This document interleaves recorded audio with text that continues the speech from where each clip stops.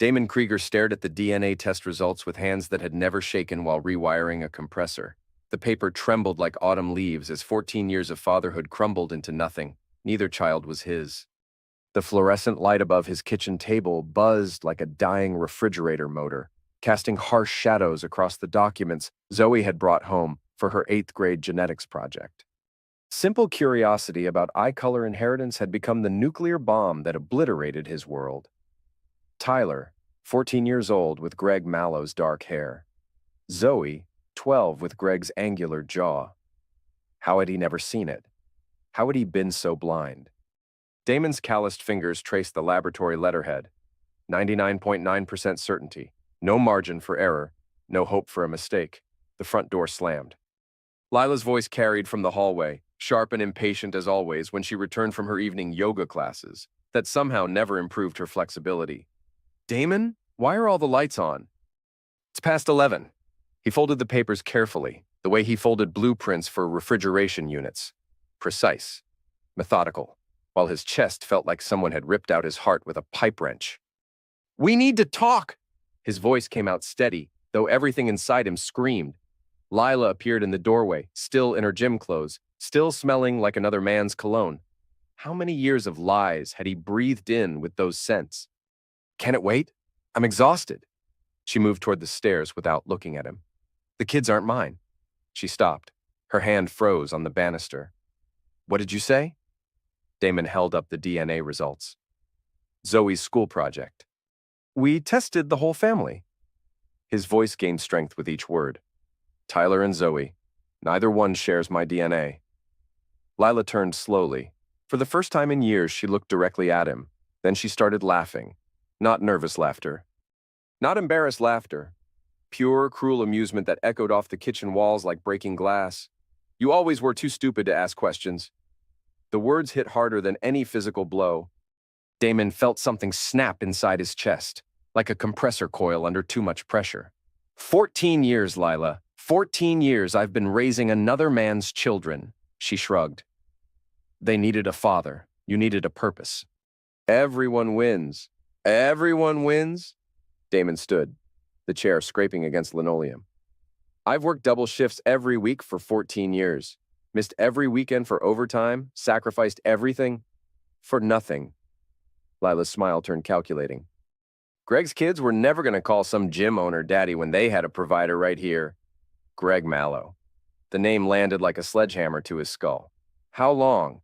Does it matter? You got to play house. I got financial security. The kids got food and shelter. She examined her manicured nails. Everybody played their part. Damon gripped the table edge. The wood creaked under his hands. Those children are not your problem anymore. Lila's voice turned ice cold. And if you think you're going to destroy their lives with this information, think again. Greg and I have been planning this conversation for months. Planning what? Your replacement. She pulled out her phone, scrolled through messages.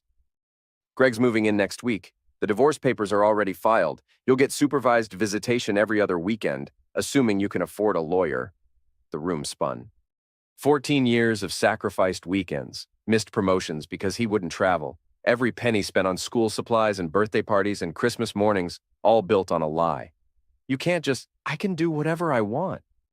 This is my house too. The kids are legally mine. Greg's ready to be the father they deserve. Lila headed for the stairs again. Your stuff needs to be out by Friday. Damon watched her disappear upstairs, heard the bedroom door close, heard the lock turn. He sat alone in his kitchen, surrounded by the appliances he'd repaired 1,000 times, listening to the hum of the refrigerator that had never once let his fake family go hungry. The DNA papers crinkled in his fist. 3 days later, Damon sat in his work van outside Jefferson Elementary, watching Tyler walk toward Greg Mallow's silver BMW. 14 years of father-son catch sessions, homework help, and bedtime stories, replaced by a muscle-bound gym owner who'd been screwing his wife since before Zoe was born.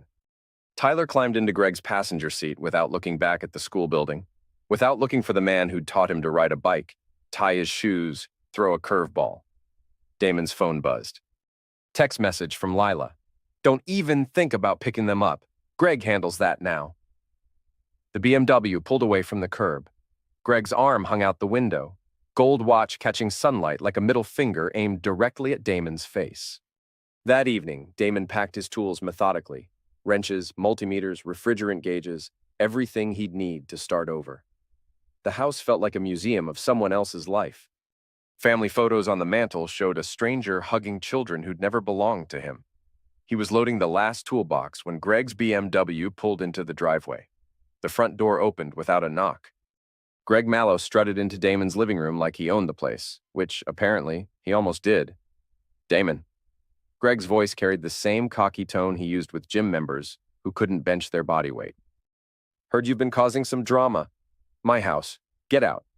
"Actually, it's about to be my house." Greg settled onto the couch, boots on the coffee table Damon had built by hand. "Lila and I thought it might be easier if we cleared the air." "Cleared the air?" "Yeah, see, the kids are pretty upset about Daddy leaving. They don't understand why you'd abandon them over some silly DNA test." Greg's smile could have powered a small refrigerator. "So we're thinking maybe you take this revelation like a man, except that some guys are providers and some guys are, well, whatever you are." Damon's hands twitched, the same way they moved when he was about to snap a stubborn copper line. "Those children are mine. Always have been. Lila just needed someone to pay the bills while I got my business established." Greg leaned forward. "But hey, you did good work. They're healthy, fed, educated. You should feel proud." The toolbox slipped from Damon's grip, hit the floor with a crash that sent wrenches scattering across hardwood. "You think this is funny?" "I think it's perfect." Greg stood, walked to the window, looked out at his BMW like he was admiring a trophy. "See, Lila was never going to leave you while the kids were young. Too risky. But now Tyler's old enough to understand Zoe's got a good foundation. We don't need the provider anymore." Damon bent to collect his scattered tools.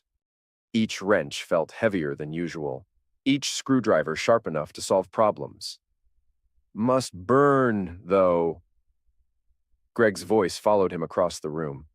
"Knowing another man's been enjoying your wife while you fixed other people's broken appliances. Knowing your kids were calling you daddy while thinking about their real father every Christmas morning." Damon straightened slowly, a 10-inch pipe wrench balanced in his right hand. "You want to strike me, don't you?" Greg laughed. "Go ahead. Give me a reason to call the cops. Lila's already got the restraining order paperwork ready." The wrench trembled in Damon's grip. 14 years of suppressed rage focused on Greg's smug face. "That's what I thought." Greg headed for the door. "Lila's right. You really are too stupid to ask questions." The front door closed with a soft click. Damon stood alone in his empty living room, surrounded by scattered tools and broken dreams, while Greg Mallow's BMW pulled out of his driveway for the last time. Or so Greg thought. Joe Ray's Tavern occupied the corner of Industrial Boulevard like a stubborn stain that refused to come clean. The neon sign flickered "Open" in sickly pink letters, advertising the kind of establishment where men drowning in life's problems could find temporary relief at the bottom of a glass. Damon pushed through the door into air thick with cigarette smoke and regret. Joe Ray looked up from behind the bar, his weathered face creasing into concern. "Jesus, Damon, you look like you're on the edge." "Feel worse." Damon climbed onto a bar stool that groaned under his weight. "Whiskey, something that burns." Joe Ray had been pouring drinks for broken men long enough to recognize the walking wounded. He set down a tumbler of amber liquid without asking for details. "Want to talk about it?" Damon knocked back the whiskey. It burned exactly as promised. "Remember when you were a private investigator? Before you bought this place? That was 20 years ago. Different life." Joe Ray refilled the glass. "Why?" "Need some information about surveillance, about research." "What kind of research?" Damon stared into his drink. "The kind that ruins lives." Joe Ray studied his friend's face. Damon Krieger had been coming to this bar for 5 years, always ordering beer, always talking about his kids, always heading home before Lila started calling. This version of Damon, hollow-eyed and dangerous, was someone new. "You're talking about revenge." "I'm talking about truth." Damon's voice carried the weight of 14 years. "My wife's been cheating. The kids aren't mine. I've been played for a fool since day one. And you want to do something about it? I want to do everything about it." Joe Ray poured himself a drink. Investigation work isn't about getting even. It's about getting evidence. Clean evidence that holds up in court. Court, divorce proceedings, custody battles, fraud claims. Joe Ray leaned across the bar. If what you're saying is true, you've got grounds for serious legal action. But only if you play it smart. Damon's fingers tightened around the glass. How smart? Smart enough to document everything. Smart enough to build a case that destroys them legally instead of getting yourself arrested for attack. Joe Ray's eyes narrowed. Because that's what you're thinking about, isn't it? Going over there with a toolbox and settling this the hard way. The truth must have shown on Damon's face. Listen to me. Joe Ray's voice dropped to barely above a whisper. I've seen guys like you before. Good men who got screwed over by people they trusted. The ones who went with their first instinct ended up in prison. The ones who got methodical ended up rich. Rich doesn't bring back 14 years. No. But it makes sure they pay for every single day of those 14 years. Joe Ray reached under the bar, pulled out a business card yellowed with age. Friend of mine. Still does investigation work. Specializes in fraud cases. Damon studied the card. Shirlene Watts, private investigations. What's this going to cost? Nothing if she finds what I think she's going to find. Joe Ray's smile turned calculating. See, if your wife's been planning this divorce for as long as you say, she's been moving money, hiding assets, setting up her new life with Greg while using your income to fund it. That's legal, isn't it? Not if she's been forging signatures. Not if she's been opening accounts in your name. Not if she's been claiming you as father on official documents while knowing the truth. Joe Ray tapped the business card. Shirlene specializes in financial fraud between spouses. She's got a 90% conviction rate. Damon pocketed the card. And the other 10%? The other 10% didn't have 14 years of evidence to work with. The bar's neon light flickered, casting strange shadows across Joe Ray's face. For a moment, he looked like the private investigator he used to be. Sharp, calculating, dangerous in his own way. How long will this take? Couple weeks for the financial investigation. Maybe a month to build the full case. Joe Ray refilled both glasses. But Damon, once you start down this road, there's no going back. You're going to learn things about your life that'll make tonight's revelation look like a paper cut. Damon raised his glass. Good. They drank in silence while the jukebox played sad songs about broken hearts and wasted years. Outside, Industrial Boulevard stretched into darkness, empty except for the occasional truck hauling freight toward destinations unknown. Damon Krieger walked out of Joe Ray's tavern a different man than he'd walked in. Still broken, but no longer helpless. Still betrayed, but no longer unarmed. The war was about to begin. 2 weeks later, Damon sat in Shirlene Watts' office, staring at a manila folder thick enough to choke a horse. The private investigator was a small woman with silver hair and a sharp smile. The kind of smile that suggested she enjoyed exposing liars for a living. Your wife's been busy. Shirlene spread documents across her desk like tarot cards predicting doom. Joint savings account cleaned out 3 months ago. Money transferred to an account under her name only. Damon studied the bank statements. $12,000, his entire life savings, gone. House is being prepared for sale. She's already had it appraised, already contacted 3 real estate agents. Shirlene pointed to another document. But here's the interesting part. The deed shows your mother's signature as a witness when you added Lila's name 5 years ago. Yeah, Mom witnessed it. Your mother died 7 years ago. The words hit like ice water. Damon stared at the signature he'd watched his mother write 1,000 times. Neat, careful cursive that spelled out Elizabeth Krieger. She forged my dead mother's signature? Gets better. Your mother left a will. Small estate, but it included that house. Your wife convinced you to sign it over to joint ownership by claiming your mother witnessed the transfer. Shirlene's smile turned arctic. That's fraud. Multiple felonies. Enough to void the marriage contract and claim ownership of all marital assets. Damon's hands trembled as he rifled through the evidence. Bank records, forged documents, phone records showing months of calls between Lila and Greg dating back 3 years. There's more. Shirlene pulled out a thick folder. Your friend Greg Mallow owns a gym, right? Successful business? Apparently. Successful at moving steroids. DEA's been watching his operation for 6 months. Your wife's been helping launder the money through fake personal training sessions. Charlene tapped a spreadsheet. She's listed as receiving $8,000 monthly in training fees for yoga classes she never attended. The room spun. Not only had Lila been cheating, she'd been helping Greg run pills through his gym while using Damon's house as her home base. How deep does this go? Deep enough to put them both away for 10 to 15 years. If someone was willing to provide evidence to the authorities, Charlene leaned back in her chair. But that's not what you want, is it? What do you mean? You don't want them in prison. You want them destroyed, publicly, permanently. Her eyes glittered with professional interest. You want everyone who knows them to understand exactly what kind of people they are. Damon nodded slowly. And we're going to need more than evidence. We're going to need a strategy.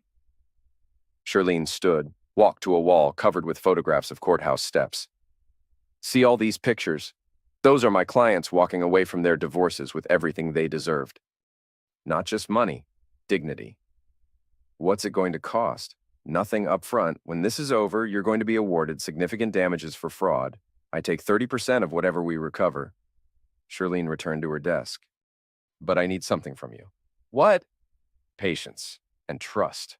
What I'm going to ask you to do might seem insane. But every step is designed to build toward one moment when their entire world collapses at once. Damon studied the evidence spread across the desk. 14 years of his life reduced to paper trails and bank statements. 14 years of lies finally exposed to daylight. What do you need me to do? Charlene smiled like a shark scenting blood in the water. Disappear. The abandoned auto repair shop on Miller Road had been closed for 3 years, but the electricity still worked. Damon had spent 2 weeks cleaning out the debris, setting up workbenches, installing surveillance equipment that would make the NSA jealous.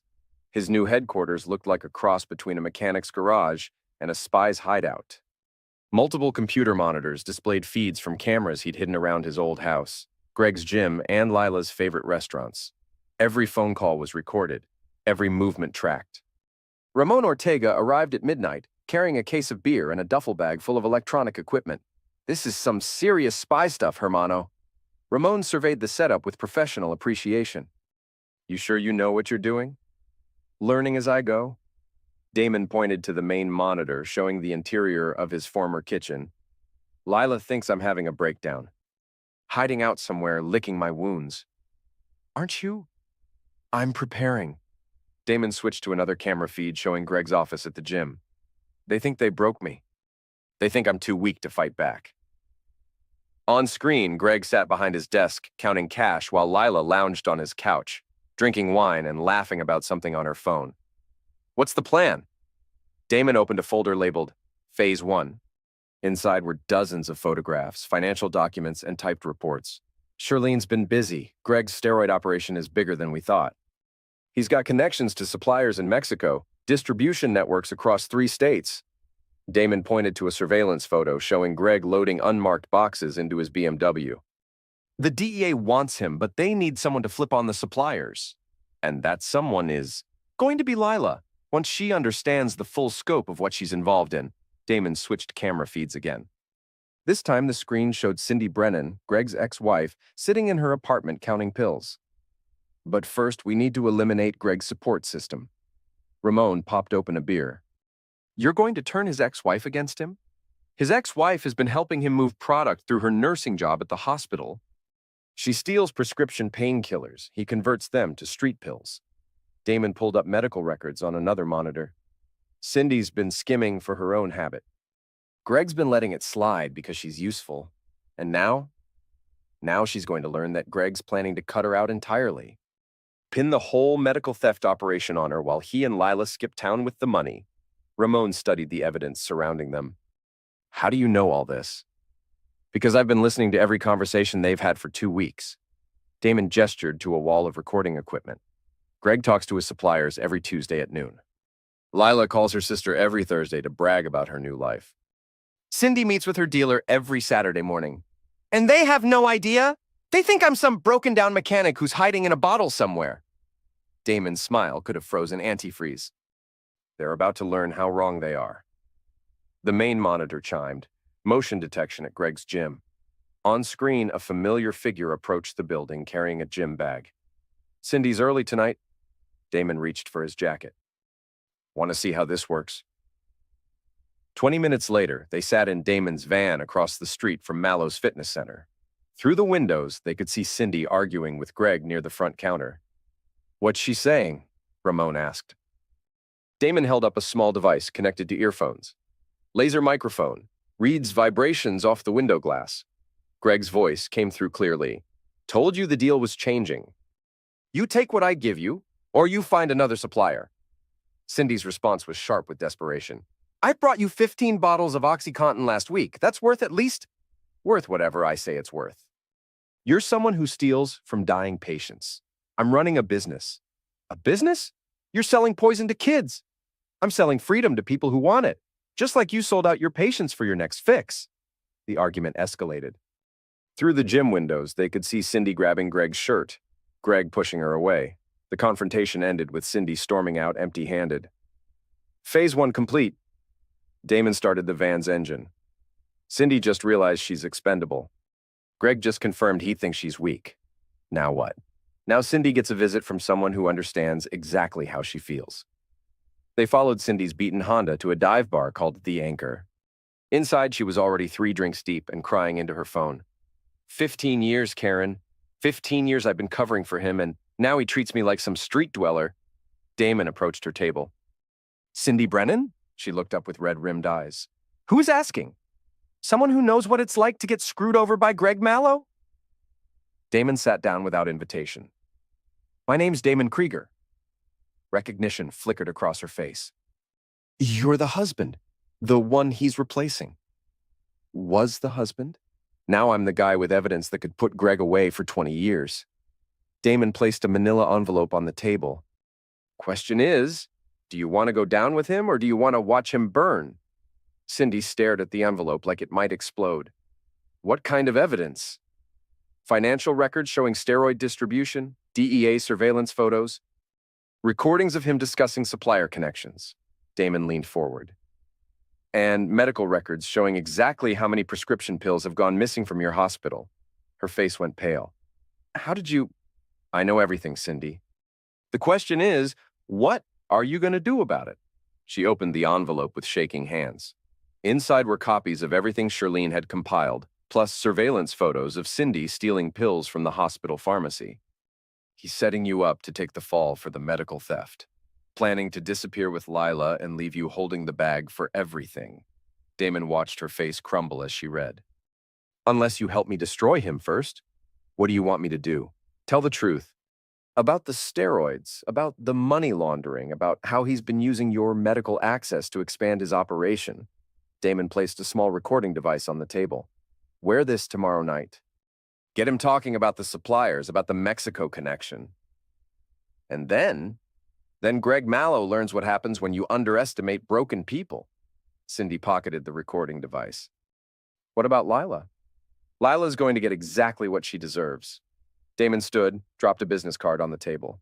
"Call me when it's done." He walked away from the Anchor feeling lighter than he had in weeks.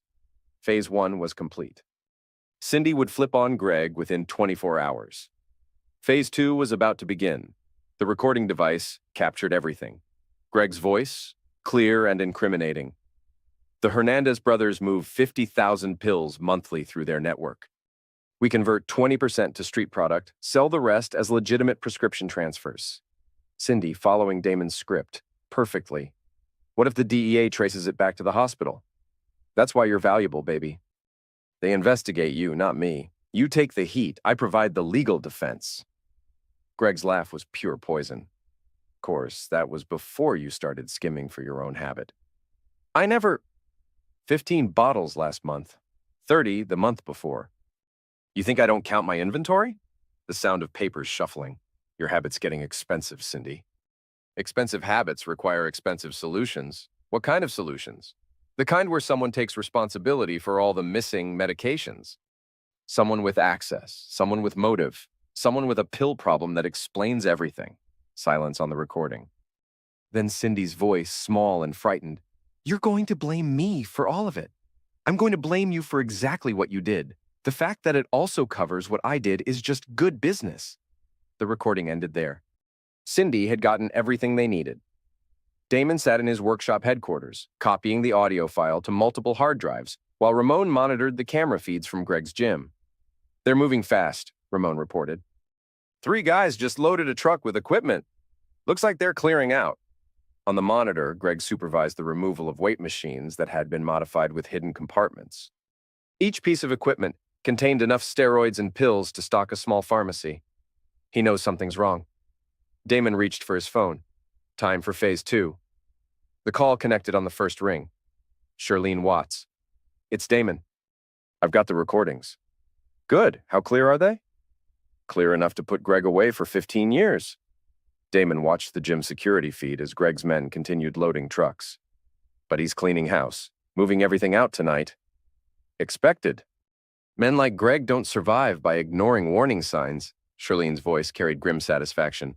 "Which is why we're moving to the custody hearing tomorrow." "Tomorrow?" "Lila filed for emergency custody yesterday. Claims you've been stalking her, threatening the children." Papers rustled on Charlene's end. "She wants full custody, child support, and a restraining order." Damon's blood turned to ice. "She can't. She can try. But tomorrow morning, she's going to learn that family court judges don't appreciate being lied to." Charlene's smile was audible. "Remember that folder of evidence we've been building? We're about to deploy all of it at once. What about Greg? Greg's going to be busy dealing with DEA raids at his gym, his warehouse, and his home. Cindy's recording gets delivered to federal agents tonight." Charlene paused. "Along with evidence of his relationship with Lila and their plans to flee the country. They're planning to run? Plane tickets to Costa Rica purchased 3 weeks ago. Departure scheduled for Friday." Another pause. "They've been planning this whole divorce as cover for their escape." The pieces clicked into place. The quick custody hearing, the cleaned-out bank accounts, Greg's sudden equipment removal. They weren't just destroying Damon's life. They were using his destruction as camouflage for their disappearance. "What time is the hearing?" 9 a.m., courtroom 3B, Judge Patricia Hendricks presiding. Charlene's voice turned serious. "Damon, I need you to understand something. Tomorrow isn't just about winning custody or getting your money back. Tomorrow is about destroying them so completely that they never recover." "Good. When this is over, Lila's going to be facing federal conspiracy charges. Greg's going to be in prison. The children are going to learn that their entire lives have been built on lies." Charlene let that sink in. "Are you prepared for that level of destruction?" Damon stared at the surveillance monitors showing his empty house, his wife's lies, his stolen life. 14 years of deception condensed into electronic evidence. "I'm prepared for justice." "Then get some sleep. Tomorrow, we go to war." Judge Patricia Hendricks had been hearing family court cases for 23 years. She'd seen every variety of domestic deception, every flavor of marital betrayal. But the Krieger custody hearing was shaping up to be something special.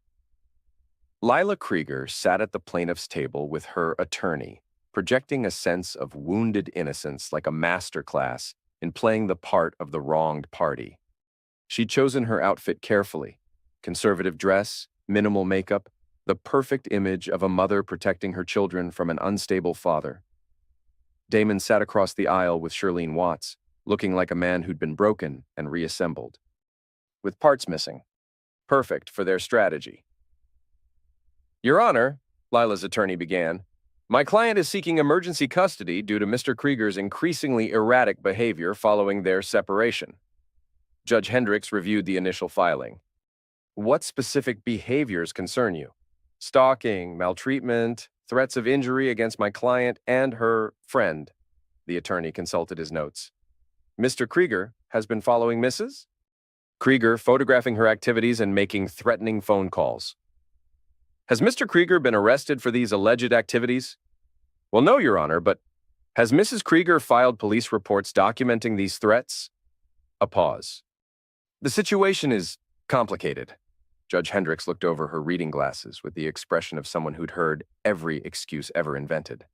"Uncomplicated it for me." Charlene Watts stood. "Your Honor, if I may address the court's concerns about complications." "Proceed, Miss Watts." Charlene approached the bench carrying a briefcase that looked heavy enough to contain bowling balls. "Mrs. Krieger's allegations of stalking and maltreatment are, frankly, projection. She's attempting to characterize Mr. Krieger's investigation into financial fraud as threatening behavior. Investigation into what fraud? Forgery, identity theft, money laundering, conspiracy to commit federal pill trafficking. Shirlene began removing documents from her briefcase. Mrs. Krieger has spent the past 3 years systematically defrauding her husband while planning to flee the country with her accomplice.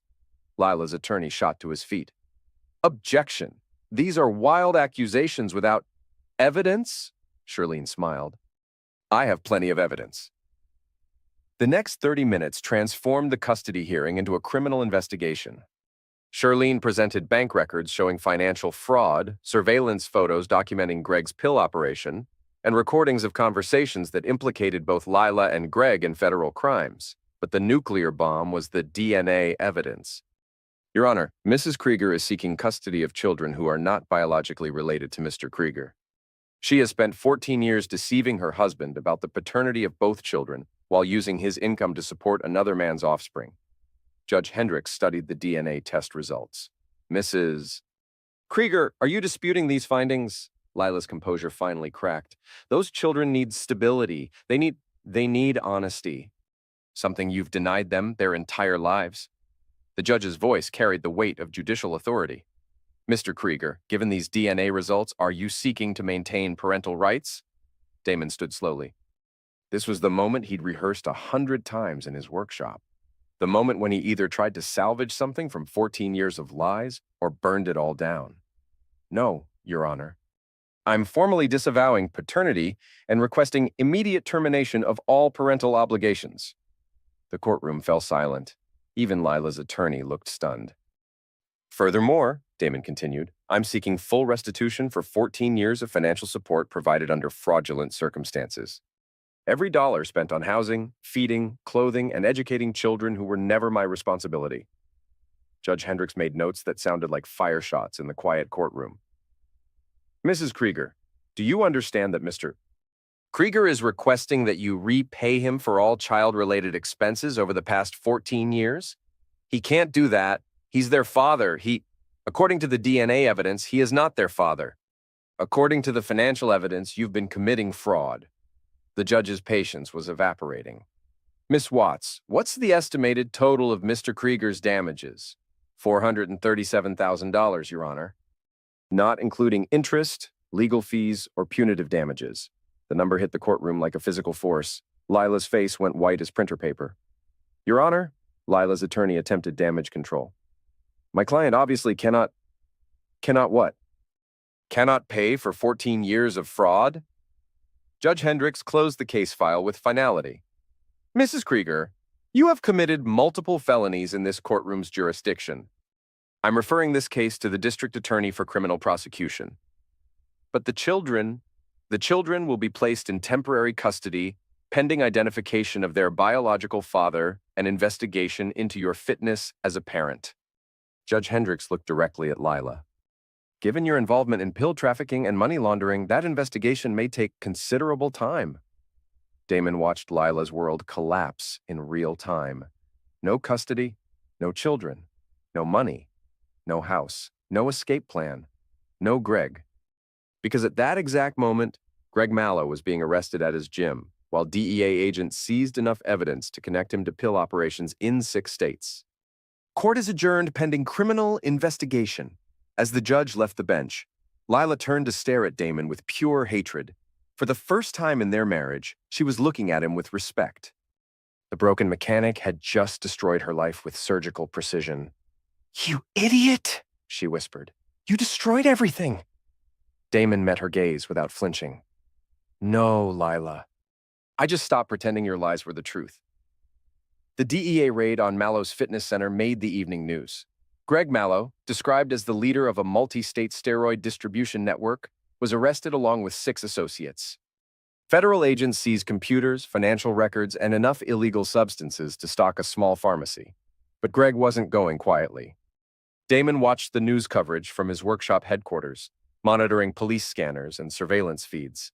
Greg had been released on a $2 million bond, posted by someone with very deep pockets and very questionable associations. He's going to run, Ramon observed, studying the feeds from cameras positioned around Greg's house. Man like that doesn't stick around for a federal trial. He'll try. Damon switched to the feed from Lila's apartment. She'd been forced to move into a studio rental after losing the house. But first, he's going to try to salvage something. On screen, Lila paced her tiny apartment like a caged animal. She'd been calling Greg every 10 minutes since the arrest, getting voicemail each time. The scanner crackled. All units, Bolo for silver BMW license plate. Greg was already running. Damon's phone buzzed. Text message from an unknown number. You think you won? This isn't over. Another message. I know where you're hiding. A third. You destroyed my life. Time to return the favor. Ramon read the messages over Damon's shoulder. He's coming for you. Good. Damon reached for a toolbox he'd modified with compartments for weapons and surveillance equipment. I'm tired of waiting. The workshop's motion sensors triggered at 11:47 p.m. A silver BMW had pulled into the abandoned lot outside, headlights dark. Greg Mallow sat behind the wheel, talking on his phone and gesturing angrily. You getting this? Ramon asked, manning the recording equipment. Every word. Damon adjusted the laser microphone aimed at the BMW's windshield. Greg's voice came through clearly. Told you I'd handle it. Krieger's just some broken-down mechanic. I'll deal with him tonight, then we disappear. A pause while he listened to the other caller. The money's clean, offshore accounts, untraceable transfers. We stick to the plan. Greg's voice turned harsh.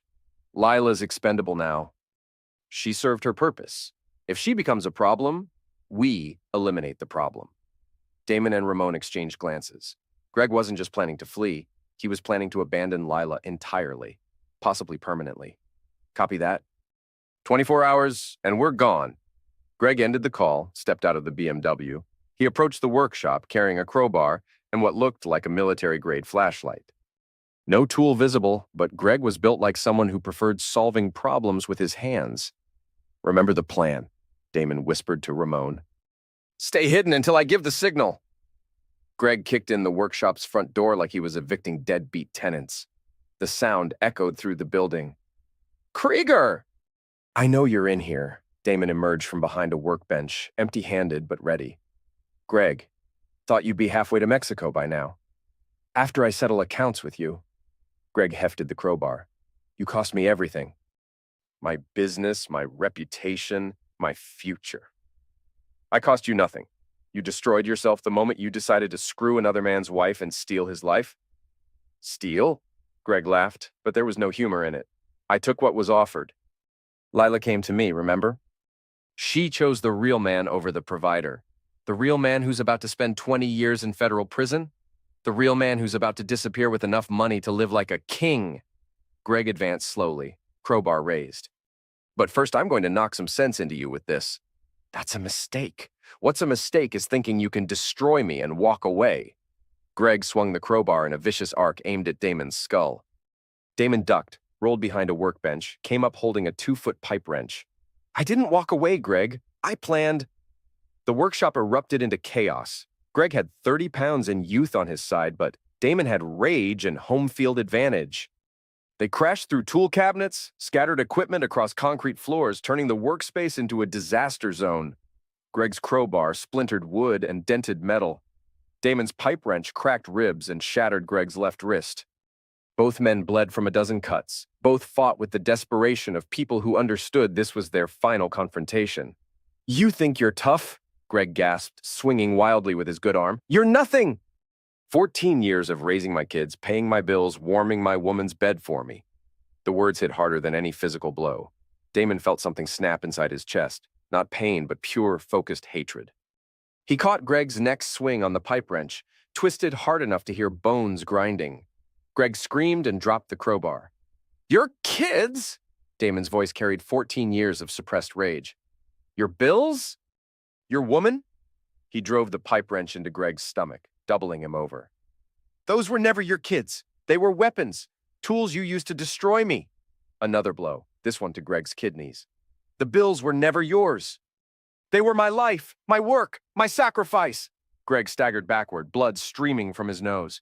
And Lila was never your woman. She was a liar who used both of us. Damon advanced methodically, pipe wrench raised. The difference is, I was honest about loving her. You were just using her. Wait, Greg held up his good hand. We can make a deal.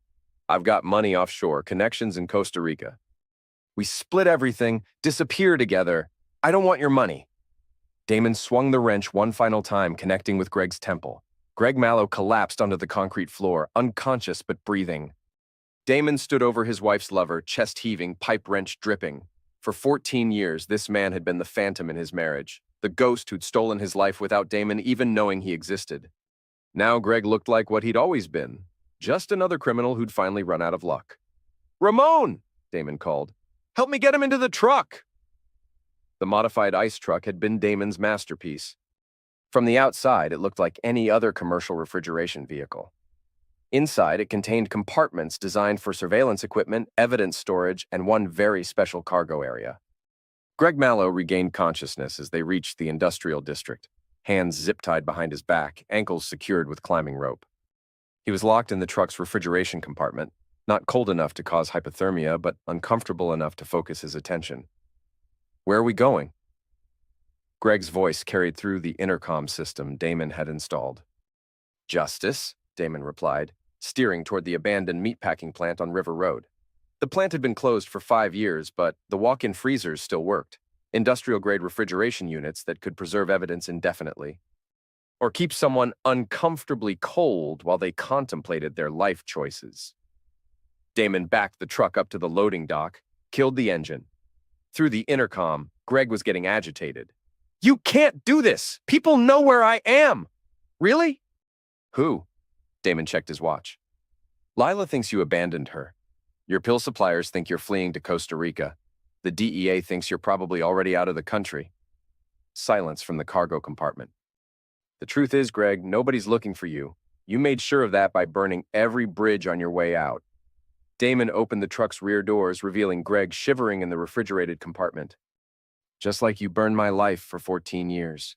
They dragged Greg into the meatpacking plant, past rusted conveyor belts and abandoned equipment, into the heart of the facility where the walk-in freezers waited like mechanical tombs. The largest freezer was the size of a small warehouse, with walls thick enough to muffle any sound. Damon had spent weeks preparing it, cameras for recording, heaters to prevent actual hypothermia, and speakers for communication. "You're insane," Greg whispered as they locked him inside the freezer. "This is abduction. They'll send you to prison for life." "Only if they find you," Damon's voice echoed through the freezer's speakers. "But that depends on how cooperative you're feeling." "Cooperative with what?" "Confession. I want you to explain on camera exactly how you and Lila destroyed my life. Every detail, every lie. Every moment of betrayal." Damon adjusted the temperature controls. "And when you're done confessing, I want you to call your suppliers and tell them where they can find the money you stole from me." "I'm not telling you anything." "That's unfortunate." The temperature dropped 10 degrees. "Because I've got nothing but time, and this freezer's got nothing but cold." For the next 6 hours, Greg learned what it felt like to be trapped, helpless, and completely dependent on someone else's mercy. The same way Damon had felt for 14 years. The confession started at hour 3, when hypothermia began setting in despite the heaters. Greg's voice, chattering with cold and fear, detailed every aspect of his relationship with Lila. How they'd met at the gym, how she'd seduced him while complaining about her boring husband, how they'd planned to use Damon as a financial provider while building their real life together. "At the kids," Greg's voice was barely audible through chattering teeth. "She said you'd never know. Said you were too stupid to ask questions." "Keep talking." "The pill operation was my idea. But she helped launder the money through fake training sessions, fake real estate deals." Greg coughed, the sound echoing off freezer walls. "We were going to disappear next week. Costa Rica, new identities, enough money to live forever." "What about the forged documents?" "Her idea. She said your mother's signature would legitimize the property transfer." Another cough, deeper this time. "She practiced the signature for months, had samples from old Christmas cards. By hour 5, Greg had provided bank account numbers, supplier contact information, and evidence of corruption that reached into local government. Everything needed to ensure his pill network collapsed completely. By hour 6, he was begging. Please, Damon, I'm sorry. I know that doesn't fix anything, but I'm genuinely sorry. Greg's voice had lost all its earlier arrogance. I destroyed your life for money and closeness. That makes me a monster. Yes, it does. But keeping me here makes you a monster too. Damon considered that. Greg was right. Abduction and imprisonment were serious crimes. But after 14 years of suffering, Damon found he didn't care about being the one breaking the law. The difference, Greg, is that I'm a monster with nothing left to lose. At hour 7, Damon opened the freezer door. Greg stumbled out, blue-lipped and shaking, but alive. Damon handed him a phone with a number already dialed. Call Lila. Tell her where you hid the money. Tell her how to access the offshore accounts. Damon held up the recording equipment. And tell her this is goodbye forever. The call lasted 10 minutes. Greg, still shivering from the freezer, explained that he was fleeing the country alone, that Lila had become a liability, that she should use the offshore account information to disappear before the DEA connected her to the money laundering. When the call ended, Damon took back the phone. What happens now? Greg asked. Now you disappear. For real this time. Damon gestured toward the loading dock where the ice truck waited. Ramon's going to drive you to the Canadian border. You've got 1 hour to cross before I send your confession to the DEA. And if I don't cross? Then you'll be arrested for federal pill trafficking, conspiracy to abduct, and about 15 other felonies. Damon smiled. Your choice. Greg looked at the truck, at Ramon waiting behind the wheel, at his only chance for freedom. Why are you letting me go? Because destroying you isn't enough anymore. Damon handed Greg a backpack containing fake identification and $5,000 cash. I want you to spend the rest of your life knowing that I could have liquidated you, but chose to let you live as a fugitive instead. Greg climbed into the truck without another word. As Ramon drove toward the Canadian border, Damon stood alone in the abandoned meatpacking plant, surrounded by the equipment he'd used to break his wife's lover completely. For the first time in 14 years, Damon Krieger felt like himself again. Lila's arrest made the front page of the local newspaper. The headline read, "Local woman charged in federal pill conspiracy." The story detailed her involvement in money laundering, document forgery, and conspiracy to distribute controlled substances. But the real destruction came from the social media campaign. Damon had spent weeks preparing for this moment. Every person who'd ever attended one of Tyler or Zoe's birthday parties received anonymous packages containing DNA test results, surveillance photos, and copies of Lila's confession recordings. School board members, PTA parents, neighbors who'd watched Damon work double shifts to support his children. Everyone learned the truth simultaneously. The local Facebook groups exploded with commentary. Lila Krieger became the most hated woman in 3 counties overnight. Parents who'd trusted her with their children felt betrayed. Teachers who'd praised her dedication learned she'd been stealing from the man they thought was her devoted husband. But the coup de grace was the recording of Lila's final phone call with Greg. Knew he was too pathetic to ever leave me. 14 years of free money while I built a real life with a real man. Lila's voice, clear and cruel, played through speakers at the grocery store where she'd once shopped with Damon's credit cards. The kids don't even remember their real father. Greg and I used to laugh about how easy it was to fool the provider. The recording played at the gym where she'd pretended to take yoga classes, at the bank where she'd emptied their joint accounts, at the school where Tyler and Zoe had been enrolled under Damon's last name. Within 48 hours, Lila Krieger couldn't buy groceries without being recognized, couldn't pump gas without someone shouting accusations, couldn't walk down any street in town without facing the judgment of people who'd watched her lie for 14 years. She tried calling Damon, left voicemails that progressed from angry to desperate to pleading. Damon, please. We can work this out. The kids need stability. Understand you're hurt, but destroying me won't bring back those years. Have nowhere to go. No one will hire me. Even my own sister won't take my calls. Damon deleted each message without listening to the end. The final voicemail came at 3 a.m. on a Thursday. You won, okay? You completely destroyed me. I hope it was worth turning those children against their only father. Only father. Even in defeat, she couldn't stop lying. The children had been placed in temporary foster care pending investigation into their biological father's identity. Damon had provided hair samples from Greg's gym. fingernail clippings recovered from his house, and DNA evidence that would conclusively prove paternity. Tyler and Zoe would learn the truth about their parentage from social workers trained to handle family trauma. They'd understand that the man they'd called daddy for 14 years had been deceived just as thoroughly as they had. Whether they'd forgive him for walking away was another question entirely. 6 months later, Damon Krieger stood in the parking lot of his new auto shop, watching the sun set over a town that didn't know his history. The sign above the garage read, "Honest Repairs," in simple black letters. He'd used the restitution money from Lila's settlement to buy the building, upgrade the equipment, and start over completely. No lies this time. No family photos on his desk. No emotional attachments that could be used as weapons against him, just work.